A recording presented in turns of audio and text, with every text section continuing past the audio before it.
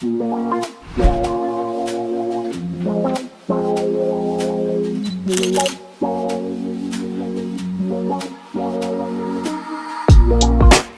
dance for you? Would that be cool? Can I dance for you? Would that be cool? Hey guys, welcome back to our channel. This is the finale of our pillow talking series of 20's. If you don't know already, we have two other videos. One that is about dating in our 20s, and the other one that is about being a woman in our 20s. So if you haven't watched those already, make sure you go watch those. Today, we are going to be talking about the real 20s. So we have 3 topics. The first one is post-grad.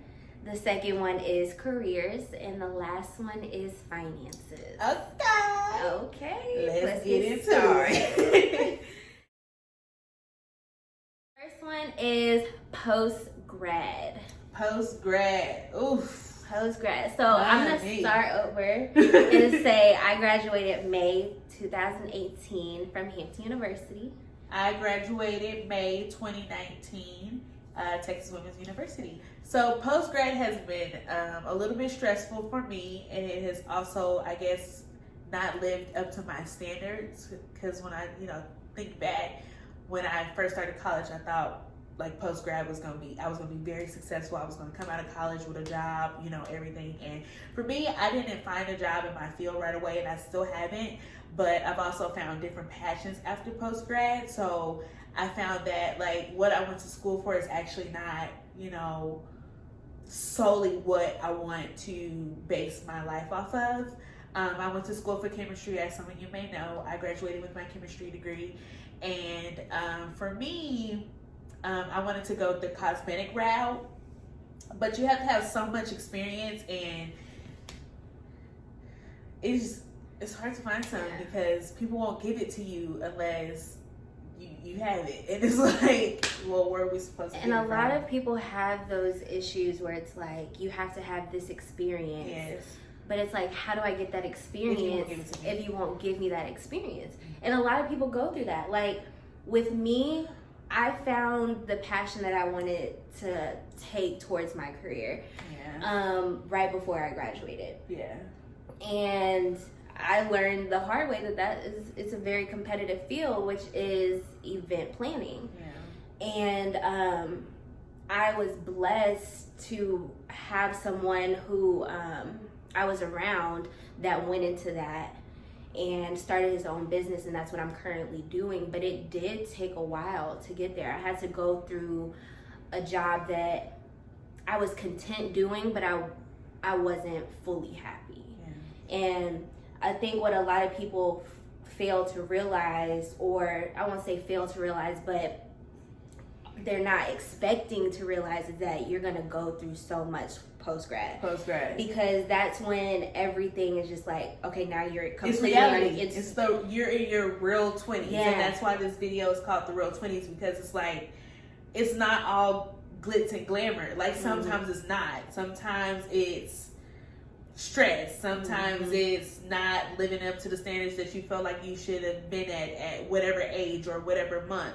It's stressful.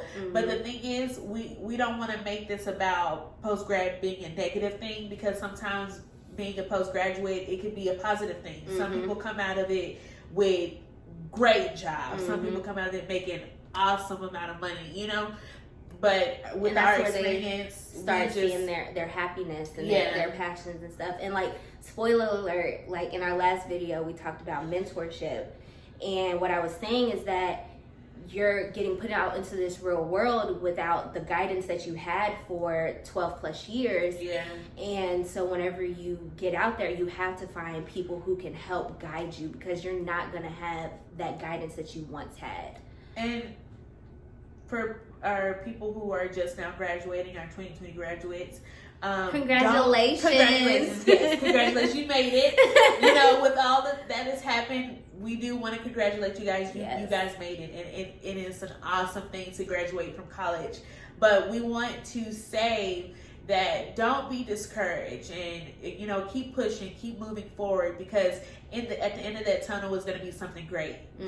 Just make sure you stick with it, but just know that sometimes things do get stressful, and sometimes you don't have everything figured out, and that's okay. Yeah. Because us here, we didn't have everything figured out, and I still don't, but I am figuring it out. So post-grad has opened my eyes to a lot of things. It's opened my eyes to what I was passionate about. It's opened my eyes to knowing that everything doesn't come easy with a degree. And that's crazy to say, but it's true. Yeah. It's true. And what I realized is you don't go to school for what you want to do. You go through you learn, you live and you learn, and you need to become more open-minded. Because like where we are right now, we're not going to be there in 3-5 years. Yeah. We're not even going to be there in 6-8 months. So it's just like, it's only temporary. Yeah. So post-grad has been a little stressful again, but it has also been very rewarding. I've met a lot of people that, help me find my passion and stuff like that, back to mentorship. So yes, post-grad is one of those things, it's bittersweet. Yeah. Bittersweet. That's the perfect word to describe it. Bittersweet. Yes. Next topic is careers. So we kind of touched on it in post-grad, like leading up to going into the careers that we want to go into, or maybe not even finding that career that you expected. And so I'm going to let Dee talk about this one. So the career path that I thought I was going to be on, I thought I was going to be a cosmetic chemist, and coming out of college, and yeah, that didn't happen. I work right now for Marriott, and it's totally different from where I wanted to be. But honestly, with the career path that I have taken as of right now, I have met a lot of people. And I have realized that this career path was I was put in this career path for me to meet these people and for me to start making decisions based off of that. So yeah, the career path that I'm on right now is definitely not where I want to be, but where I'm leading to is entrepreneurship, and I soon want to own my own business. I am currently working on that right now, so I'll be working for myself. I have realized that I can't work for nobody. I just can't. I just want to be my own boss. Yeah. So, to add to this career topic, just know that if you do see yourself in a specific career, do make sure you find a company that would allow you to do an internship. I wish I would have done that in school. I wish I would have known to do that in school, because post-grad internships, there's not a lot out there. Yeah. At all. A lot of internships want you to still be in school after, the internship is over. But I guarantee you that getting into an internship at a company will better your chances in finding a career. It will. But right now I am working within the passion that I wanted to be in, event management. And I've realized that can just be, my little side hustle. Yes, side hustle. Side hustle. Yes. We talk about passions a lot. Yes. But passions equals side hustle. Oh my God. Please find a side hustle. Please. Whether it's walking dogs, whether it's washing cars, detailing cars, please find a side hustle. And a lot of people, they find hobbies or they're collectors or something, and all of that can be profitable. Yes. And so find something that you love to do. If you like to go sit in the park, go sit in the park and read a book to somebody, to something, make it fun, make it where you're happy. Yes. And like she said, going into entrepreneurship, and you can be an entrepreneur and still work for a major company. Yeah. You can. It happens. You know, a lot of people do it. So you Mm-hmm. can definitely work for a major company and still be an entrepreneur. But the reason why we say find a side hustle, because in the pandemic, a lot of people were losing their jobs, and I'm, going a little bit off the topic, but a lot of people were losing their jobs, but also a lot of people were making money from those side hustles that they had. So it's always good to have something that you're bringing more money in, whether you have 2, 3, 4, 5 jobs, do it, you know? Make that extra money on the side. And as an entrepreneur, you want to always have some income, because you're going to be risking a lot of money, because you're putting so much into that company that's maybe not even started up yet, or it has been started but it's not getting those numbers that you expected. Still have that other income, that way you're not completely lost. Right, you are investing in yourself. And that's what I was gonna say, invest in yourself. Like, you want to invest in your time, in your money. Invest in yourself. Yeah. Invest in yourself. So our last topic is finances.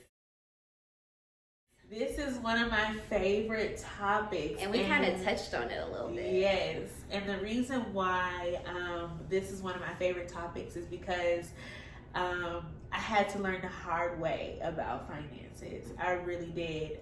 The thing that I want all of you to take from this is learn how to save. Learn how to save, learn how to budget.